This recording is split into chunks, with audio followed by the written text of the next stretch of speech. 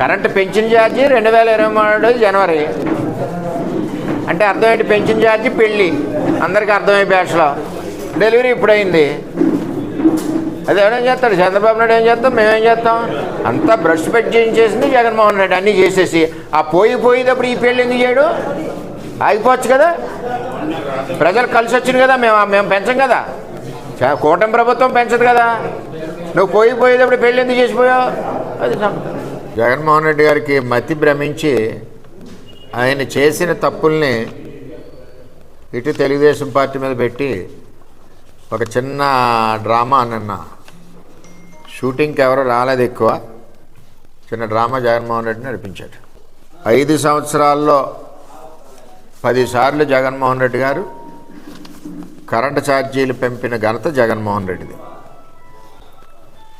ఈయన అవినీతి వలన విద్యుత్ భారాలు అంటే విద్యుత్ నష్టం భారాలంటే 1,29,000 కోట్ల రూపాయలు జగన్మోహన్ రెడ్డి అవినీతి వలన విద్యుత్ సంస్థల మీద పడ్డమే కాకుండా విద్యుత్ ఛార్జీలు కూడా పెంచారు. ఎన్నిసార్లు? 10 సార్లు. పెంచిన భారం ఎంత? ఇందులో 32,166 కోట్ల రూపాయలు విద్యుత్ ఛార్జీలు పెంచాడు జగన్మోహన్ రెడ్డి. మాట్లాడి ఏమనాలి, మొద్దులుగా అందరికీ కూడా ఇది ఒక సమాధానం. అప్పులు ఎన్ని చేశారు? 49,596 కోట్లు విద్యుత్ సంస్థల కోసం అప్పులు చేశారు. 500 యూనిట్లు దాటి వాడిన వాళ్ళందరికీ 90 పైసలు పెంచి 1,300 కోట్లు డబ్బులు కలెక్షన్ చేసిన నాయకుడు జగన్మోహన్ రెడ్డి. 2020 మే నెలలో స్లాబుల సవరణ అని చెప్పి 1,500 కోట్లు జగన్మోహన్ రెడ్డి పెంచాడు. 2021లో కిలోవాట్కి 10 రూపాయల చొప్పున పెంచి 3,542 కోట్లు జగన్మోహన్ రెడ్డి కలెక్షన్ చేశాడు. 20లో స్లాబుల సవరణని 1,500 కోట్లు, 22లో స్లాబుల కుదింపని చెప్పి 3,900 కోట్లు, విద్యుత్ కొనుగోలు సర్దుబాట్లు అని చెప్పి 3,882 కోట్లు. మళ్ళీ 23 మే నుంచి fuel and purchase craft adjustment అని చెప్పి 400 కోట్లు. 23-24లో పెంచినవి వాళ్ళు పెంచినయే ఇప్పుడు వీళ్ళు డప్పేసి చెప్పింది. ఇవన్నీ విద్యుత్ సంస్థలనే కుప్పకూల్చిన నాయకుడు ఎవరంటే జగన్మోహన్ రెడ్డి. మరి నిన్న అక్కయ్య గారు మాట్లాడుతున్నారు, గీతక్కయ్య గారు.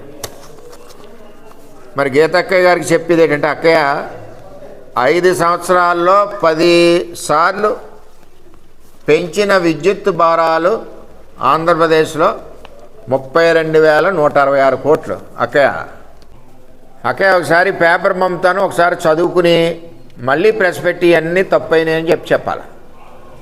అప్పుడే మీరు నిజమైన నాయకురాలు అవుతారు. అక్కయ్య మీరు అన్నీ తెలుసుకోవాలి. సో మరి స్లాబ్లో సోలార్ విద్యుత్ అన్నారు, విద్యుత్ పెట్టుకుంటారా? మీరు కూడా పెట్టుకోండి, ఇస్తాం. సోలార్ విద్యుత్ అందరికీ ఇస్తున్నాం, సబ్సిడీ మీద వస్తుంది, నాణ్యమైన విద్యుత్ వస్తుంది. అక్కయ్య గారి రైతులకి ఏంటది, మన 9 గంటలు విద్యుత్ లేదంటున్నారు.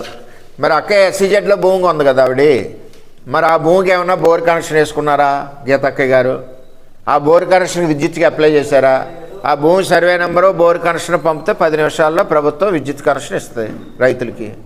అలాగే అక్కయ్య గారి భూమి SEZలో ఏదైతే ఉందో అక్కడ ఇవ్వలేనట్టుంది. టెక్నికల్గా ప్రాబ్లం అంటే తెలియదు. అక్కడ అక్కయ్య గారికి కూడా అక్కడ పెట్టుకుంటే వారి డాక్యుమెంట్ SEZలో వాళ్ళ బినామీ డాక్యుమెంటు సర్వే నెంబరు ఇవి పంపిస్తే అక్కడ కూడా మనం ఇచ్చే పరిస్థితి ఉంది, ఇస్తామని కూడా తెలియజేస్తున్నాం. కానీ లేనిపోయిన ఏదో చాలా రోజులు అయింది కదా అని చెప్పి డబ్బు పట్టుకుని టింగు అని కొట్టుకుంటారు రోడ్డు అంటే 10 మంది వేసి తిరగడం కాదు. సబ్జెక్ట్ ఉంటే మాట్లాడండి, విమర్శించండి, దమ్ముంటే. తప్పు లేని మీరు మాట్లాడడం ఏంటి?